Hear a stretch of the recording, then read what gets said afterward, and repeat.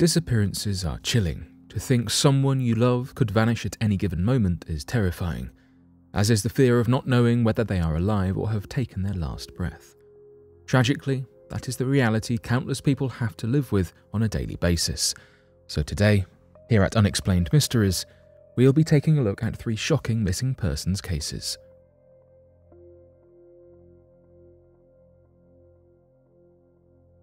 Joe Pitchler.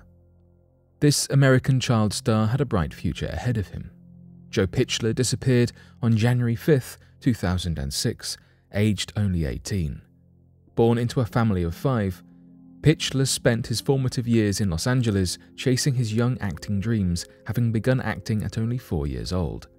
As a child, he accomplished several notable roles in TV shows and in movies such as the Beethoven franchise and films like Children on Their Birthdays and Varsity Blue. Pitchler returned to his hometown of Bremerton, Washington in 2003 because his family wanted him to live near them. He graduated high school in Bremerton in 2005, after which he allegedly planned on continuing his ambitions and returning to LA. Pitchler took his acting career seriously, publicly straying from substances.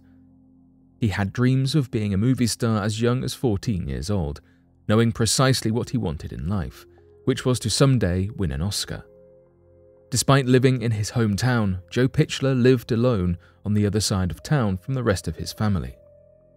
Friends who claim to have seen Pitchler last say he was in good spirits when he spent time with them right before he vanished.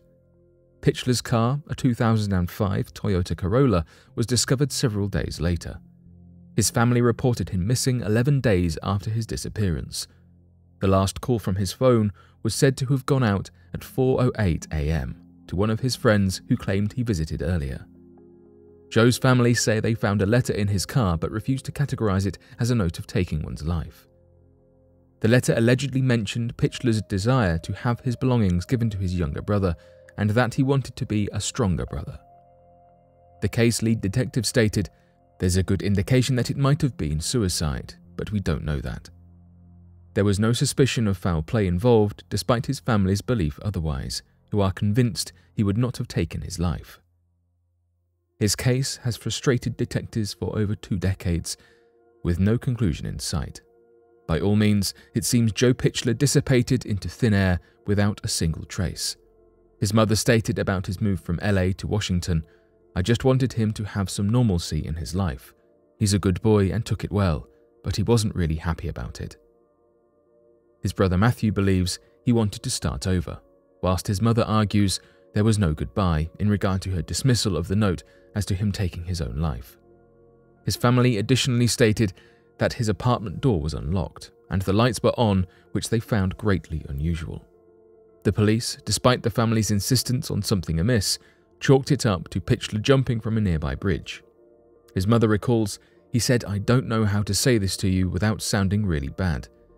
But basically, I think your son's dead, and it could take months for him to show up in the water.' But this claim was heavily opposed by the detectives who retorted they were keeping an open mind regarding scenarios of what might have happened to him, but that they had doubted the theory of foul play. The family believed the police did not work hard enough. Kathy, Pitchler's mother, claims the police have not fingerprinted his car. They sifted through it. They were in his apartment for about 3 minutes. They've done nothing. Hundreds of people attempted to assist in the search for Pitchler, coming to Bremerton after the disappearance was reported, but not a single person found any sign of him. Since 2006, there have been no leads or clues as to what became of Joe Pitchler.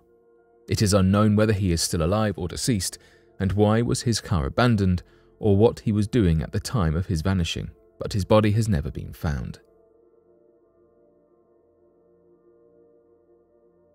Jackson Alexander Miller. Jackson Alexander Miller was only 19 when he disappeared on May 17, 2010.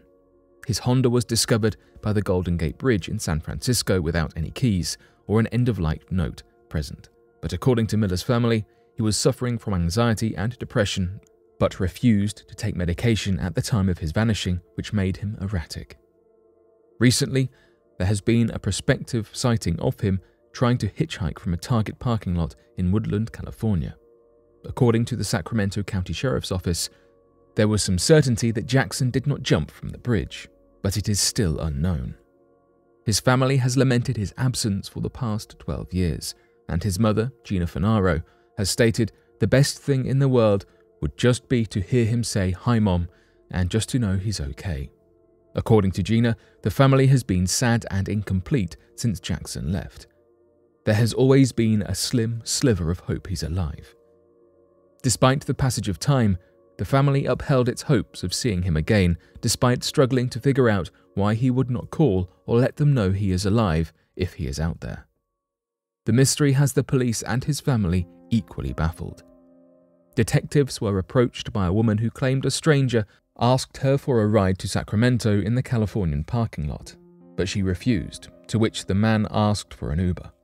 Allegedly, the woman states he identified himself as the missing Jackson Miller. The man was caught on CCTV inside the Target, but wore a blue face mask that concealed part of his face. Detectives followed the lead to a man of that description asking for a ride to Los Angeles in a different store, but was refused by everyone he asked. It has not yet been confirmed if this lead was useful. An Uber driver from the surrounding area was questioned by investigators in hopes of seeing Jackson in the trip logs, but this resulted in no leads. An official statement by the authorities claims that the Santa Clara and Woodland police counties are working in unison to search for him. His mother is cautiously optimistic about the sighting along with his father. Paul Miller, Jackson's father, says, "We just really want to verify he's still alive and healthy." The sighting has been the largest lead they have had since his disappearance, especially since the alleged individual identified himself as Jackson. Investigations are ongoing, with high hopes of finding Jackson and bringing him home.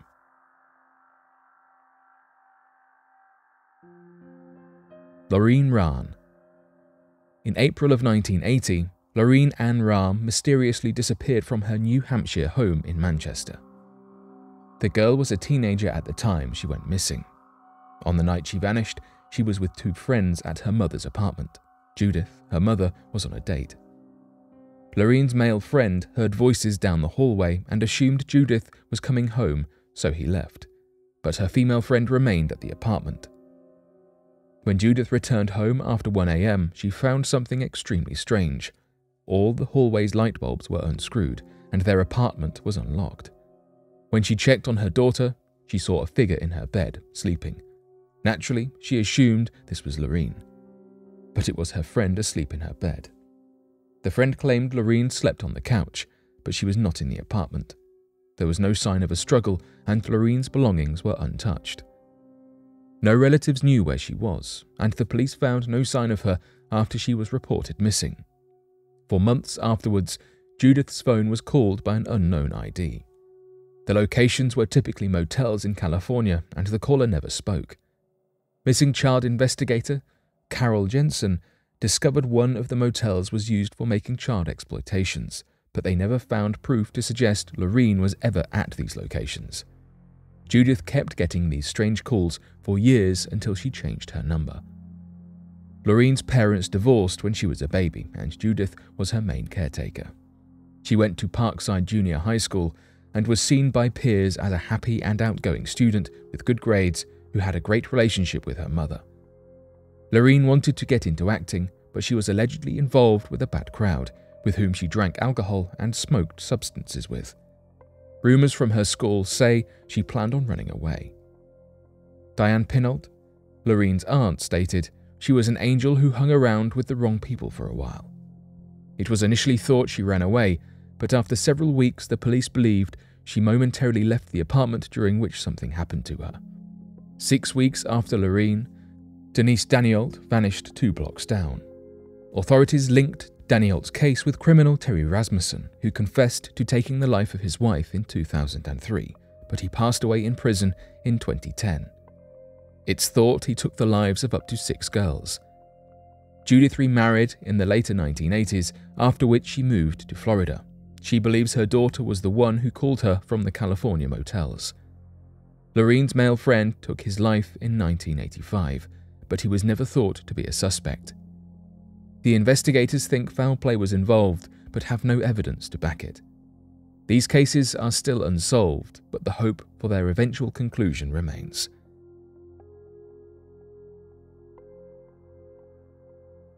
But what do you make of these cases? Be sure to let us know your thoughts in the comment section below and help us by growing this community while working to solve these unexplained mysteries. Thank you for watching, and don't forget to subscribe for more videos.